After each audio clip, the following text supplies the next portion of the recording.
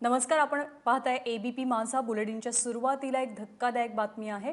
Online लॉटरीच्या माध्यमातून महाराष्ट्रात अब्जावधींचा घोटाळा झाल्याचा गौप्यस्फोट माजी सनदी अधिकारी आनंद कुलकर्णी यांनी केलाय. एबीपी माझाला दिलेल्या मुलाखतीत कुलकर्णी यांनी तत्कालीन सरकारमधल्या राष्ट्रवादीच्या जयंत पाटील आणि तत्कालीन लॉटरी आयुक्त कविता गुप्ता यांच्यावर घोटाळ्याचा आरोप केलाय. लॉटरी ऑनलाईन झाल्यानंतर 2001 पूर्वी महाराष्ट्र राज्य लॉटरीतनं राज्याला मिळणारा अब्जावधींचा महसूल अवघ्या काही कोटींवरती आल्याचा दावा कुलकर्णींनी केलाय. महाराष्ट्र राज्य लॉटरीच्या कथित घोटाळ्याच्या चौकशीचे आदेशही देण्यात आले होते, पण जयंत पाटील यांनी या प्रकरणाचा अहवाल दडपल्याचा दावाही केला जातोय. काही दिवसांपूर्वी आनंद कुलकर्णी यांनी माहितीच्या अधिकारांतर्गत माहिती मिळवल्यानंतर हा अहवाल पुढे आलाय. त्यात लॉटरीच्या कंत्राटापासून ती लॉटरी जाहीर करण्यापर्यंत कशी अनियमितता होती याची माहिती देण्यात आली आहे. या सगळ्या आरोपांमध्ये लॉटरी संबंधी केंद्रानं घालून दिलेल्या निकषांचं उल्लंघन करणं, एकाच कंपनीला ऑनलाईन लॉटरी चालवण्याचा ठेका देणं असे अनेक आरोप आहेत. या संदर्भात आम्ही राष्ट्रवादीचे नेते जयंत पाटील यांचीही बाजू जाणून घेण्याचा प्रयत्न केला, पण त्यांच्याशी संपर्क होऊ शकत नाहीये. त्यानंतर आम्ही त्यांना ईमेलही केले, मात्र त्यांचा रिप्लाय आलेला नाही.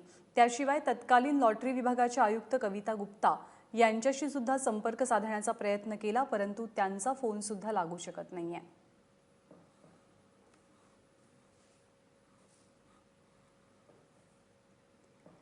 दरम्यान या प्रकरणाच्या चौकशीचे आदेश तत्कालीन गृहमंत्री आर पाटील यांनी दिले होते, पण गोपनीयतेच्या सबबीखाली हा अहवाल दडपून टाकल्याचा आरोप होतोय.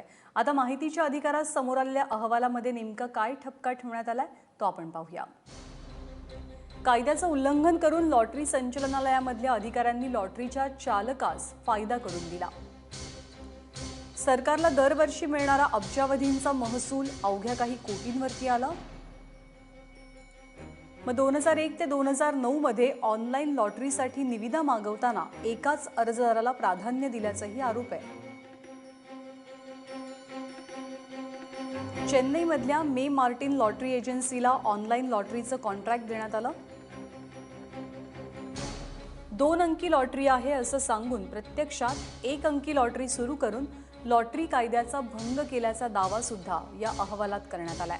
लॉटरीचे अब्जावधींचे उत्पन्न राज्याच्या तिजोरीमध्ये जाण्याऐवजी चेन्नईच्या मार्टिन कंपनीच्या खात्यात जमा झाल्याचाही ठपका ठेवण्यात आलाय.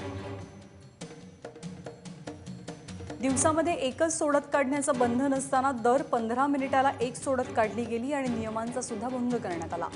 नियमाप्रमाणे खरं तर सोडतीचा सर्व्हर हा राज्यात असणं बंधनकारक आहे, परंतु या मार्टिन कंपनीचा सर्व्हर चेन्नईमध्ये होता. कमी विकलेल्या क्रमांकाच्या तिकिटांचे नंबर सोडतीमध्ये काढले जात होते.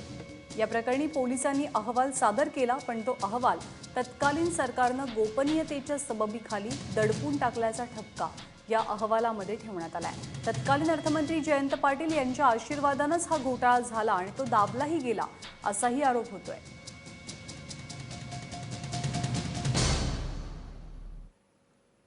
आणि या सर्व प्रकारामध्ये आनंद कुलकर्णी यांनी विविध विषयांतर्गत कोणकोणते आरोप केलेत तेही पाहूया. ह्याला हे पत्र आहे मिनिस्ट्री ऑफ होम अफेअर्सचं की 2 अंकी लॉटरी अमाउंट्स टू फ्रॉड. 2 अंकी लॉटरी अमाउंट्स टू फ्रॉड म्हणजे हे फ्रॉड आहे. हे पत्र 2001 साली कविता गुप्ताला मिळालं आणि तरी 7 वर्ष केवळ यांनी ऑनलाईन तर लॉटरी 2 अंकी चालवलीच, शिवाय लेखी स्वतःच्या सहीनी मान्य केलेलं आहे. हा एक पहिला. ते म्हणतात की याचं जे प्रिंटिंग आधी तिकीट प्रिंट व्हायची तेव्हा उघडच आहे मयूरजी, कुठल्याही राज्य जेव्हा हे चालवतं तेव्हा त्याची प्रिंटिंग प्रेस ही शक्यतो गव्हर्नमेंट प्रिंटिंग प्रेस असावे. उद्या तुम्ही नोटा छापायला प्रायव्हेट प्रिंटिंगला देणार आहात का? नाशिकची आपली प्रेस आहे ना, तर लॉटरीची. बरं, समजा ते काही कारणाने शक्य नसलं तर निदान ती प्रिंटिंग प्रेस राज्यात स्थित असावी, हा कायदा आहे. The headquarter of the printing press must be in the state. आणि वित्त विभागाने माहितीच्या अधिकारात आम्हाला माहिती दिलेली आहे की ही प्रिंटिंग प्रेस बंगलोर येथे होती. हा व्हायोलेशन. महाराष्ट्रात अनेक ठिकाणी एकाच कुटुंबाला एकाच दिवशी 5-5 बक्षिसं लागली. आता बक्षीस आपण जे देतो ते व्यक्तीला देतो. ब क देशमुख, सदानंद आत्माराम सावंत, प्रभाकर भिकाजी देशमुख वगैरे. ह्याच्यात इन्व्हेस्टिगेशनवर असं केलं की हजारो बक्षिसं ही मार्टिन लॉटरी एजन्सीजला लागली. आता मार्टिन लॉटरीज त्याचे अभिकर्ते आणि त्या मार्टिन लॉटरीलाच बक्षिसं लागली. म्हणजे काय झालेलं आहे, आणि मी जो आत्ता हा आरोप करतोय त्याच्याकडे माझ्याकडे पुरावा आहे की हजारो कोटींचा काळा पैसा हा पांढरा केला गेला. कसा?